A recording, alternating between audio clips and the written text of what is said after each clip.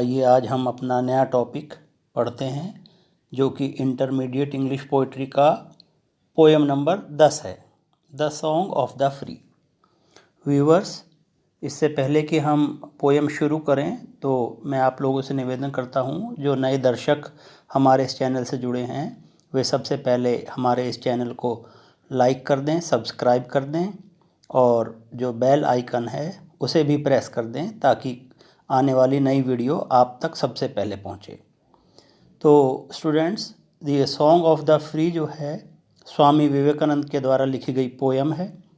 स्वामी विवेकानंद एक बहुत बड़े दार्शनिक और विद्वान थे और उनकी जो दार्शनिक पद्धति थी वो अद्वैतवाद थी।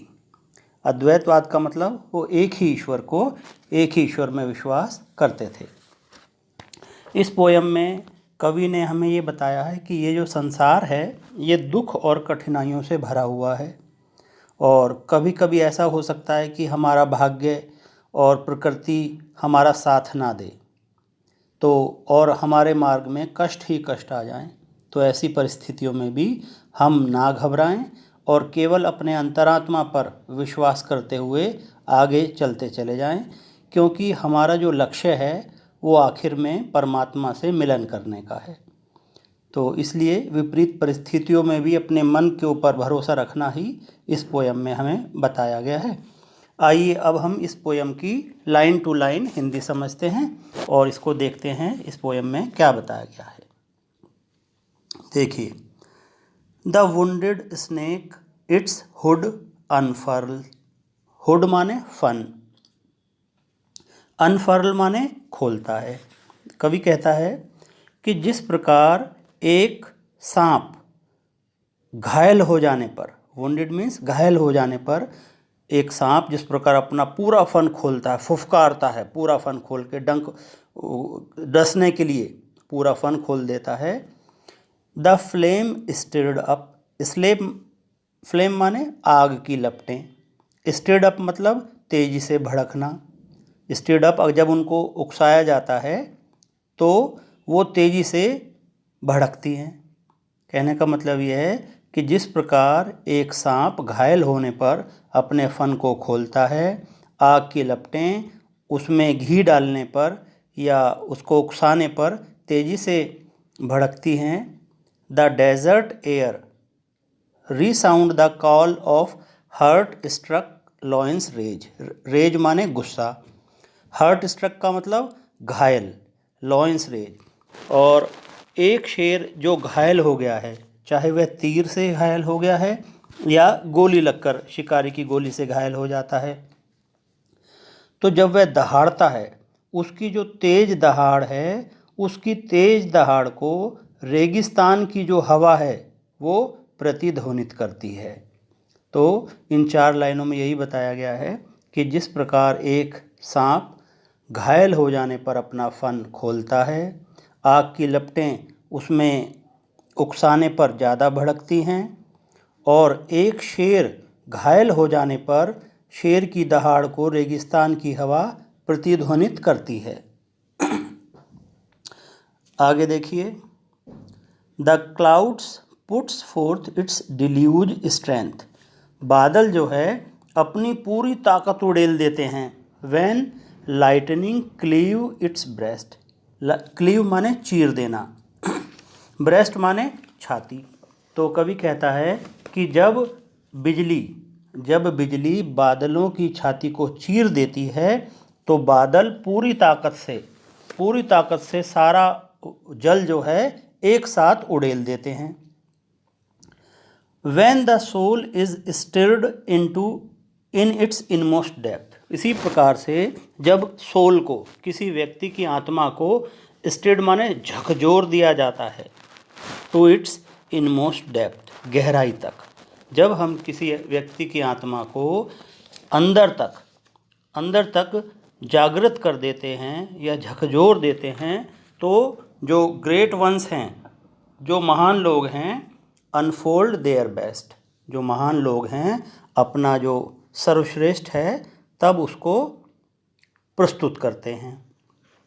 ठीक है, तो जब किसी व्यक्ति की आत्मा को अंदर तक झकझोर दिया जाता है, जागृत कर दिया जाता है, तो जो महान लोग हैं वो अपना सर्वश्रेष्ठ प्रदर्शन करते हैं। आगे देखिए, let eyes grow dim and ears grow faint. कवि कहता है कि चाहे आँखें कमज़ोर पड़ जाएं, आइज ग्रो डिम का मतलब आँखें धुंधली हो जाएं, एंड ईयर्स ग्रो फेंट, और कानों के सुनने की शक्ति भी कम हो जाए। फेंट माने कमज़ोर हो जाना। तो कवि कहता है कि चाहे आँखों से धुंधला दिखने लगे, कानों की शक्ति भी कमज़ोर हो जाए, कानों से ठीक से सुनाई ना दे, एंड फ्रेंडशिप फेल, मित्रता फेल हो जाए, मित्रता में असफलता हाथ लग जाए, एंड लव बीट्रे, और प्रेम में भी विश्वासघात हो जाए, and fate its 100 horrors send, और जो भाग्य है और किस्मत है, चाहे वो 100 हॉरर्स, सैकड़ों विपत्तियाँ, सैकड़ों कष्टों को भेज दे आपके मार्ग में, and clotted darkness block the way, clotted darkness मतलब पूर्ण अंधकार, और पूर्ण अंधकार आपका रास्ता ब्लॉक कर दे, आपका रास्ता अवरुद्ध कर दे।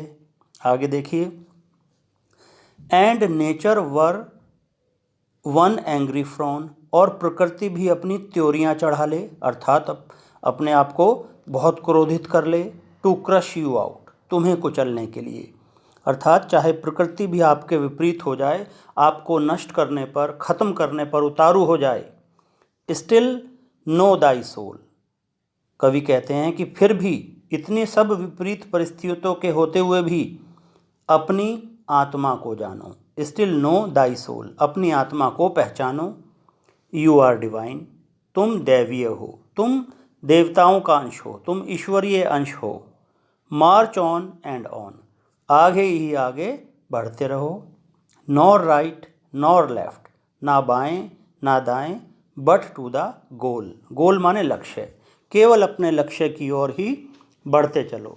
यानी कि चाहे मार्ग में कितनी ही कठिनाइयाँ, कितनी ही विपत्तियाँ क्यों ना आ जाएं, फिर भी आप हिम्मत ना हारें, अपने लक्ष्य की ओर, आत्मा का मिलन परमात्मा से जो होता है अंत में, उस लक्ष्य की ओर आगे बढ़ते चले जाएं, और यही तुम्हारा कर्तव्य है। तो इस प्रकार हमने देखा कि ये जो पोयम है, इसमें हमें इस बात की शिक्षा दी गई है कि हमें विपरीत परिस्थितियों में भी अपनी आत्मा, अपनी अंतरात्मा की आवाज़ को सुनना चाहिए, और केवल अपना ध्यान अपने लक्ष्य पर ही केंद्रित करते हुए आगे बढ़ते रहना चाहिए। तो स्टूडेंट्स, मुझे ये आशा है कि आपको ये पोयम अच्छी तरह समझ में आ गई होगी। अगर आपको ये पोयम समझ में आ गई है तो प्लीज़ आप लोग कमेंट करें, चैनल को लाइक करें और सब्सक्राइब करें। आप लोग जो चैनल को लाइक करते हैं, सब्सक्राइब करते हैं, उससे बड़ा हौसला बढ़ता है, और तभी हमारा आगे अच्छा काम करने का मन करता है। इसलिए प्लीज़ अपने सभी साथियों को, चाहे वो फेसबुक पर हों, चाहे वो इंस्टाग्राम पर हों, और चाहे किसी और उस यूट्यूब या किसी और सोशल मीडिया के चैनल को फॉलो करते हों, उस पर भेजिए इसको, और इस चैनल को लाइक करते रहिए, ताकि आगे आपको नई नई वीडियो मिलती रहें और हमारा हौसला बढ़ता रहे। धन्यवाद। स्टूडेंट्स, अगर आपको ये वीडियो अच्छा लगा हो